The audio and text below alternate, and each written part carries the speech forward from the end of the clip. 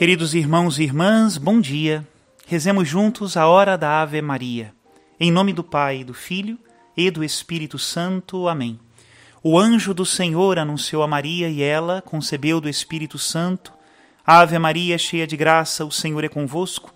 Bendita sois vós entre as mulheres, e bendito é o fruto do vosso ventre, Jesus. Santa Maria, Mãe de Deus, rogai por nós, pecadores, agora e na hora de nossa morte. Amém. Eis aqui a escrava do Senhor, faça-se em mim segundo a vossa palavra.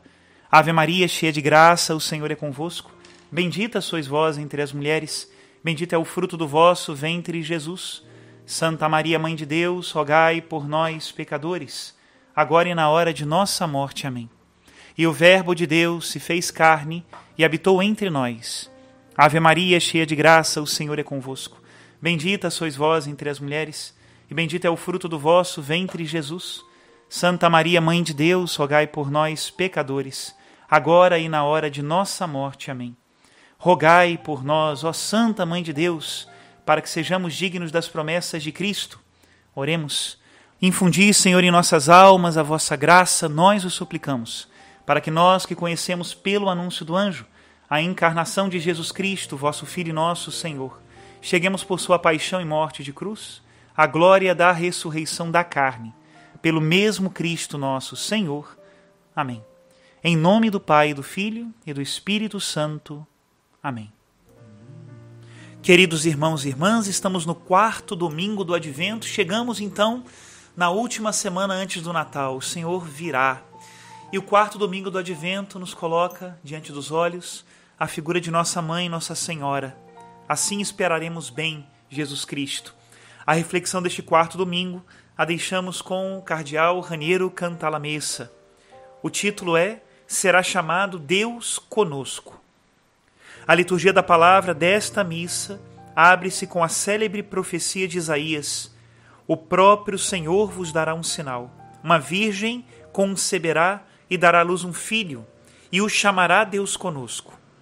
O trecho lido do Evangelho nos descreveu que a profecia se cumpriu em Maria. Em sua virgindade, deu à luz Jesus Cristo. Tudo isso, comenta o evangelista, aconteceu para que se cumprisse o que o Senhor falou pelo profeta. Com esses dois tópicos da Escritura, somos introduzidos no coração do Natal. No Natal, celebramos o acontecimento histórico do nascimento de Jesus, mas antes devemos celebrar um Natal teológico, isto é, o significado profundo do Natal. O mistério do Natal é esse: Deus, em Jesus Cristo, se fez Emanuel, o Deus conosco. De Deus Altíssimo se tornou um Deus próximo, um Deus para os homens. E esse é o novo nome com que será conhecido, o Emanuel. O que significa tudo isso? Deus estava com o homem desde a criação, mas era um diálogo de distâncias, feito por meio dos profetas. Havia entre Deus e o homem uma aliança, mas difícil, precária. Em Cristo, Deus entrou pessoalmente na humanidade, em carne e osso, e fez-se um de nós, para nos falar e nos salvar por meio de nossa situação de pecado. A aliança se tornou nova e eterna. Eterna porque as duas partes, Deus e o homem, já são uma só pessoa, um só ser não mais divisível, Jesus Cristo. Jesus Cristo é o Emanuel, o Deus conosco. Aprendamos a conhecer bem esse nome de nosso Salvador. Ele encerra em síntese toda a nossa fé nele. Jesus é o Emanu, isto é, o conosco. É um de nós, nosso irmão, descendente de Davi quanto à carne, como diz São Paulo na 2ª carta de hoje. Mas Jesus é também El, ou seja, Deus. Ele é o Filho do homem, mas também Filho de Deus. Se fosse só conosco, mas não fosse com Deus, não nos poderia salvar, não seria o Senhor do mundo da história. Se fosse somente Deus, mas não conosco, a sua salvação não nos interessaria. Teria ficado também ele um Deus desconhecido, difícil de ser reconhecido e de satisfazer as expectativas humanas. Eis o verdadeiro mistério cristão que no Natal devemos reafirmar com clareza. Houve um tempo na igreja em que a cultura dificultava aceitar que Jesus fosse realmente conosco, isto é, homem com os homens, submetido ao nascimento, à dor e à morte. Agora a situação inverteu-se. Os homens de hoje se apaixonam por um homem Jesus. Contudo, é um homem, e somente um homem, canta Madalena no filme Jesus Christ Superstar, expressando os sentimentos de tantos leitores modernos do Evangelho. Estes acham difícil aceitar que ele, além de homem, seja também Deus. Nós cristãos não devemos nem nos escandalizar, nem nos ofender por estas incompreensões. Quem ama e admira Jesus como homem não tardará a descobrir que ele é mais do que um homem ou um profeta. Não devemos recuar diante do reconhecimento da plena humanidade em nosso Salvador somente porque alguns limitam-se a ela. Mais do que os outros, cremos que ele foi homem como nós, também sem pecado. Homem que conheceu a privação, o tédio, o medo, talvez a dúvida, certamente a angústia e a dor. Mas não podemos parar aqui. Também durante a vida de Jesus, havia quem o tomava como um simples profeta. Mas de seus discípulos, ele exigiu algo mais. Vós, quem dizeis que eu sou? A esta eterna pergunta, a igreja responde com as palavras de Pedro. Tu és o Cristo, o Filho de Deus, isto é, tu és o Deus conosco. Mas Jesus é hoje ainda o Deus conosco, ou foi apenas por um breve período de 30 anos, desde seu nascimento de Maria em Belém até a sua morte na cruz? Sim, o é também hoje. Eu fico convosco até o fim do mundo, disse ele. Ele colocou sua tenda entre nós, escreveu São João. Jesus é ainda Deus conosco. Com a ressurreição, ele inaugurou um modo novo de estar no mundo, um modo espiritual, invisível, mas real. Jesus é um companheiro nosso. Diante desta certeza de fé, a única resposta do homem é o grito feliz de Paulo. Se Deus está conosco, quem estará contra nós? Quem nos separará do seu amor? É verdade, há alguém que nos pode separar dele, e este alguém somos nós mesmos. Nós podemos, infelizmente, virar as costas a Jesus, viver como se ele nunca tivesse vindo, como se não tivesse falado, viver para nós mesmos, como diz Paulo, e não para ele, que morreu e ressuscitou por nós. Não adianta que Deus esteja conosco se nos recusamos a estar com ele, do lado dele. Por isso, o tempo do Natal é também uma ocasião para lembrar o cristão seu compromisso moral. Eis agora o tempo propício, nos diz ainda o apóstolo. Impregnado de fraqueza, de impotência e de pobreza, como nunca a humanidade teria imaginado. Completam este quadro Maria e José, duas daquelas figuras para as quais nunca há lugar na hospedaria. A paz e a justiça para todo mundo vem de alguém que não teve sequer casa para nascer. Naquele tempo, outros falavam de paz e de justiça para o mundo.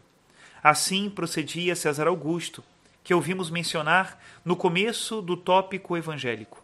O evangelista o nomeou aqui evocando o poderio e o esplendor da Roma imperial, a fim de criar o mais forte contraste com a criança que nasce num obscuro vilarejo da Judéia. Também César Augusto se fazia chamar Salvador e Príncipe da Paz. Depois dele, cada imperador que subia ao trono era saudado com inscrições entalhadas nas moedas que o chamavam Restaurador do mundo, Esperado do povo, Restituidor da luz. E, na verdade, os homens até aquele dia tinham sempre pensado assim. Somente quem é forte, quem tem exércitos, quem tem o comando, pode impor aos outros a paz e levar a salvação. Deus derrubou com o Natal de Cristo todas essas falsas certezas dos homens. O que é estulto no mundo, escreveu São Paulo, Deus o escolheu para confundir os sábios. E o que é fraco no mundo, Deus o escolheu para confundir os fortes. E o que há no mundo mais estulto do que a pobreza, o que há de mais frágil do que uma criança, por isso ele escolheu dar-nos este sinal, uma criança numa manjedoura. Somente Deus podia pensar numa mudança tão radical da lógica humana. Somente Ele podia pronunciar um não tão radical àquilo que os homens colocam no topo de sua escala de valores. Um não à riqueza, ao poder, às honras, à autoridade. Nós, sozinhos, não teríamos nunca cogitado isso. Mas agora que o sabemos, nos alegramos e jubilosos dizemos a Deus o nosso sim. Tu escondeste essas coisas aos grandes e as revelaste aos pequeninos. Sim, ó Pai, porque assim foi do teu agrado. Os grandes, os poderosos, os fortes, doravante, não nos amedrontam como outrora. Tu confundiste os sábios, os fortes, e doravante este é o sinal, um menino numa manjedoura. Terias podido nascer em Roma, no berço imperial, como o filho do mais poderoso da terra. Teria sido também aquela uma encarnação teologicamente perfeita. Teria sido verdadeiro Deus e verdadeiro homem mesmo assim. Mas agora sabemos como teria sido diferente.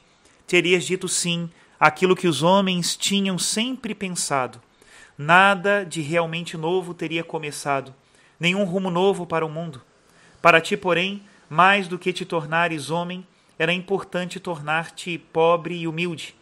Assim tu deste de verdade uma esperança aos pobres da terra, aos abandonados, àqueles que não têm vez. Deste uma esperança a todo o povo, porque nem todos podem ser ricos, sábios e fortes neste mundo, mas todos podem se tornar humildes. Uma coisa ainda resta a compreender como conclusão de tudo, que a esperança de paz e de justiça que tu procuras para os pobres não é sedativo para ninguém, não é o ópio do povo, ou seja, não é um substituto daquela outra paz e daquela outra justiça que tanto atormentam os homens de hoje, mas é premissa e fundamento seu. Agora nosso pensamento se dirige à Eucaristia que estamos para celebrar. O sinal do menino na manjedoura se faz presente no sinal não menos humilde do pão sobre o altar. O que diremos a Jesus nesta noite, nós, comunidade unida em seu nome? Uma palavra somente. Obrigado, Emmanuel. Deus conosco. Até aqui a citação de Raniero Cantalamessa, este homem dotado do dom da palavra, sem dúvida nenhuma. Que Deus abençoe-nos a todos na humilde manjedoura de Belém e com a humildade que nos faz todos irmãos do Senhor. Em nome do Pai, e do Filho, e do Espírito Santo. Amém.